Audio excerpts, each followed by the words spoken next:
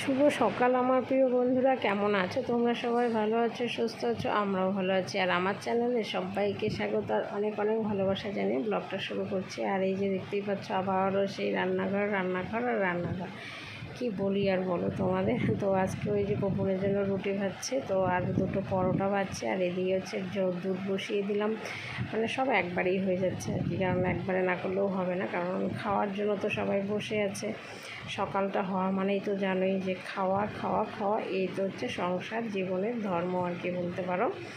তো আমার এদিকে দুধ, ডিম, ছানা সব হয়ে গেছে। তো হয়ে যাওয়ার পরে এদিকে জল বসিয়ে দিলাম পুকুনের জন্য, রুটিতে ভিজাবো, চা করবো। আর এদিকে কিন্তু আমার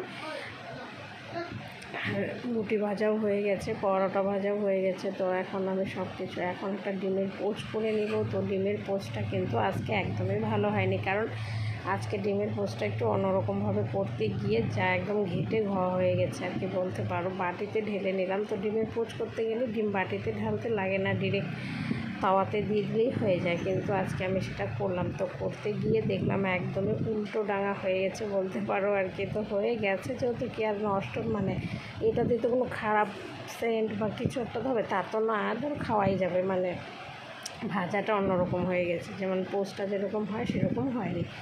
তো আর কি করি বন্ধুরা, যেহেতু করেই ফেলেছি, ভুলবশত একটা হয়েই গেছে। তো আর একটা হচ্ছে ডিমের মামলেট বানাবো। তো ডিমের অমলেট দিয়ে মুড়ি দিয়ে খাবো, দারুণ খেতে, মানে কী বলবো। আর সত্যি ওটার খেতে যা টেস্টি লাগে না, আমার তো হেভি লাগে। কার কার ভালো লাগে অবশ্যই কমেন্টে জানিও। তো বন্ধুরা, এখনও যারা চ্যানেলটি সাবস্ক্রাইব করোনি, তো প্লিজ চ্যানেলটা সাবস্ক্রাইব করে দাও, করে দিয়ে বেল আইকনটি প্রেস করে দাও, তাহলে নোটিফিকেশান চলে যাবে। আর এই যে দেখো, ডিমের মামলেট করছি, আর হচ্ছে মুড়ি নিব, কাঁচা লঙ্কা নেব, এই তো তেল নিব, দারুণ লাগে। দারুণ হালকা একটু লবণ দেবো, বেশি দিব না। আর এদিকে পুকুনের বাটিটাও ধুয়ে নিচ্ছে, দিয়ে রুটি ভিজিয়ে দিব, দিয়ে তারপরে তো আর রুটি আজকে ওই বাটিটাতেই ভিজালাম, একদম যেটাতে রেখেছিলাম ওটাতে গরম জল দিয়ে ধুয়ে এখন দুধ দিয়ে দেবো। তো দুধ দিয়ে কলা দিয়ে দেবো, দিয়ে রেখে দিয়ে তারপরে আমাদের খাওয়া দাওয়ার পর্বটা শেষ করে তারপরে আসবো পুপনকে খাওয়াতে, কারণ আগে তো পেট শান্তি তো দুনিয়া শান্তি বলতে পারো। কারণ আমরা আগে নিজে শান্তি হই, তারপরে ছেলেকে শান্তি করছি। হ্যাঁ, সবার আগে মা হয়ে এটা করাও ঠিক নয়, কিন্তু পুকুর অনেক কিছু খেয়েছে, তো তার জন্য খিদেটাও আর লাগেনি। তো সেই জন্য এটা তো ভাবতে পারো যে কেমন মারে, আগে বলছে নিজের পেট শান্তি করবে তারপরে অন্য কিছু, তা নয়, একদমই নয়। এটা বললাম আর কি, কথার কথা জাস্ট। সন্তানের খিদে পেলে সন্তান না খেয়ে মা খাবে, এটা কখনোই হতে পারে না, এটা সম্ভবই নয়।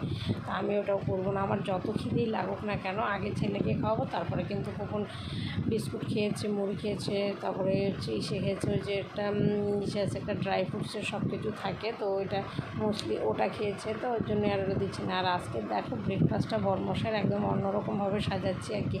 পরোটাগুলোকে কেটে কেটে কুচু কুচু করে সুন্দর করে দিয়ে তারপরে, আর এই যে দেখো আমাদের হচ্ছে ডিম মামলেট আর হচ্ছে মুড়ি, আর এটা হচ্ছে মুড়ি পুকুনকে দিব, সেটা হচ্ছে মুড়ির নিচে একটু করে ডিম মামলেট দিয়ে দিব। পুকুন দেখবে না, তো না দেখলেও বুঝবে না, তো ওকে দিয়ে দিব মুখে খেতে, তো ভালো লাগবে খেতে।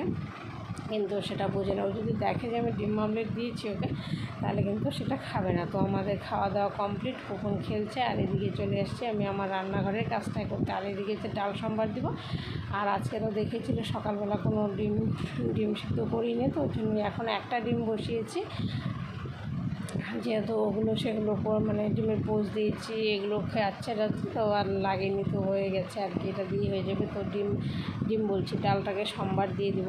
আর হচ্ছে কাঁকরোলের পুরের জন্য সব মশলা যা আছে সব রেডি করলাম, কিন্তু পরে লাস্টে গিয়ে দেখলাম যে কাঁকরোলের পুর যে বানাবো চালের গুঁড়ো সেটাই নেই। তো আর কি এখন নষ্ট তো করা যাবে না, তো ওটাকে ফ্রিজে রেখে দিতে হবে, যখন আনবে চালের গুঁড়ো তখন হবে। একদম সমস্ত রেডি আর কি বলতে পারো, কোনো কিছু বাদ নেই। তো আর কী করবো বলো। আর এই যে হচ্ছে ডাল সম্বার দিয়ে দিয়েছি, তো এখন ফ্রিজে ওটাকে রেখে দেবো, তো যখন আনবে তখনই করা হবে।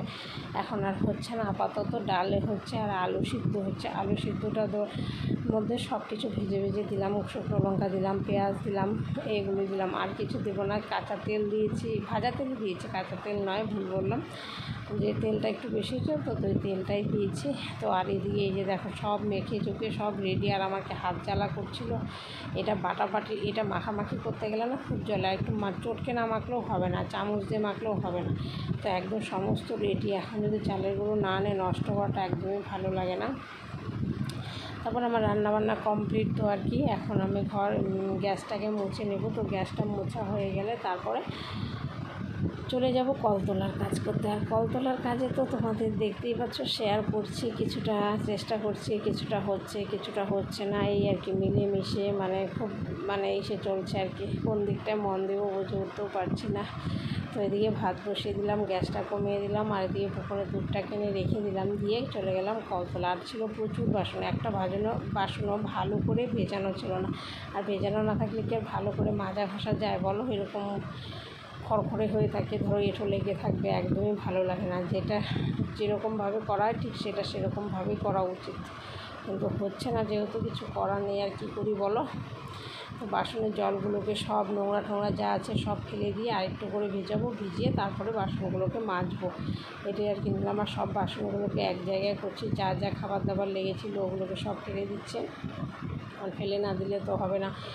তো এদিকে দিয়ে আর এদিকে বাসনগুলোকে মাজবো। আর একটু করে সোবাটা দিয়ে, যে বাসন মাজার যে সোবাটা আছে, তো সেই সোবাটা দিয়ে ঘষে নিচ্ছি, তাহলে পরিষ্কার হয়ে যাবে। আর ওইদিকে তো জামা কাপড় আছেই, জানো, ওই জামা কাপড়গুলোকে ভিজিয়ে রাখবো, ভিজিয়ে রেখে তারপরে আমি আমার এই বাসনগুলোকে মাঝামাঝি করবো। আর বাসনটা মাঝামাঝি হয়ে গেলে তো আমার কাজ কমপ্লিট আর কি বলতে পারো বলো। তারপরে স্নান করবো, বাস চলে যাব আমি আমার কাজ করতে বলতে পুকুনকে খাওয়াতে, রান্না তো হয়েই গেছে, কী বলছি সব উল্টাপাল্টা। তো বন্ধুরা, আজকের ব্লগটা এই পর্যন্ত। সবাই ভালো থেকো, সুস্থ থেকো।